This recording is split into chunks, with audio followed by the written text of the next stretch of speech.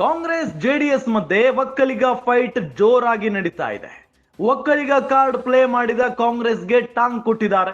ಈಗ ಕೆಲವರಿಗೆ ಒಕ್ಕಲಿಗರ ಮೇಲೆ ಪ್ರೀತಿ ಹುಟ್ಟುತ್ತಾ ಇದೆ. ಮೈಸೂರಿನಲ್ಲಿ ದೇವೇಗೌಡರ ಫೋಟೋಗೆ ಚಪ್ಪಲಿ ಹಾರ ಹಾಕಿಸಿದ್ರಿ. ಆಗ ಎಲ್ಲಿ ಒಕ್ಕಲಿಗರ ಸ್ವಾಭಿಮಾನ ಎಲ್ಲಿ ಹೋಗಿತ್ತು? ಸ್ವಾಮೀಜಿಗೆ ನಾನು ಸಾಫ್ಟ್ ಆಗಿರಲು ಹೇಳಿದ್ದೇನೆ ಅಂತೆ ನನ್ನ ಬಗ್ಗೆ ಕೆಲವರು ಆರೋಪ ಮಾಡ್ತಿದ್ದಾರೆ.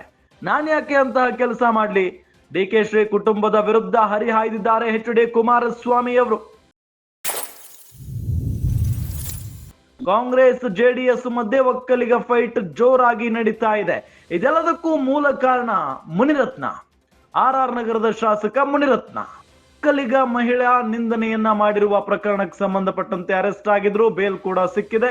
ಅದಾದ ನಂತರ ಅತ್ಯಾಚಾರ ಪ್ರಕರಣದಲ್ಲಿ ಅರೆಸ್ಟ್ ಆಗಿದ್ದಾರೆ. ಅದೆಲ್ಲ ಬೇರೆ ವಿಚಾರ. ಆದ್ರೆ ಜಾತಿ ನಿಂದನೆ ಮಾಡಿದ ನಂತರವೇ ಈ ಒಂದು ಫೈಟ್ ನಡೀತಾ ಇದೆ.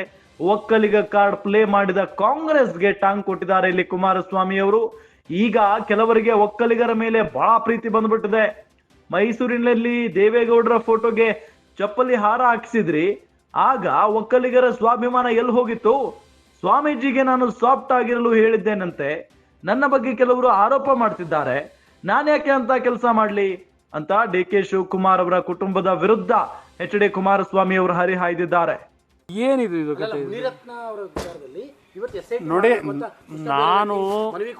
ನಾನು ಇಂಡಿವಿಜುವಲ್ ಹೆಸರುಗಳ ಬಗ್ಗೆ ಚರ್ಚೆ ಮಾಡಲ್ಲ. ನನಗೆ ಅದು ಬೇಕಿಲ್ಲ. ಈಗ ಪಾಪ ನಮ್ಮ ಒಕ್ಕಲಿಗರ ಸಮಾಜದ ಮೇಲೆ ಪಾಪ ಏನು ಸ್ವಾಭಿಮಾನ ಹುಕ್ಕಿ ಹರಿತಾ ಇದೆ ಅಲ್ವೇ?